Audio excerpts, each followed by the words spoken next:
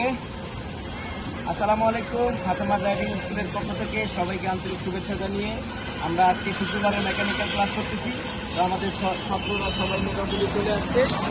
তো আমরা আজকে ছাত্রদেরকে সাসপেনশনের উপরে ক্লাস করাবো।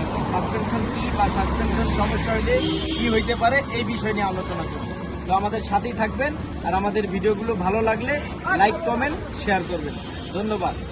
তো আমরা সাসপেনশন দেখানোর জন্য আমাদের সর্বপ্রথম চাকাটা আউট করতে হয়েছে।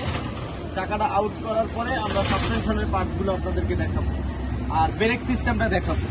তো ব্রেক সিস্টেমটা আগে দেখাই। তো ব্রেক সিস্টেমটার মধ্যে যে ব্রেকের যে কাজগুলো হয়, এই ব্রেক প্যাড আছে দুই পাশে দুইটা, এই ক্লেবার আছে, ব্রেকের ক্লেবার আছে, এখানে যে ব্রেক অয়েল আছে। আমরা যখন ব্রেকে পুশ করি মানে ব্রেকে চাপ দেই, তখন ওই যে ব্রেকের তেলটা এই পাইপ দিয়ে এখানে আসে।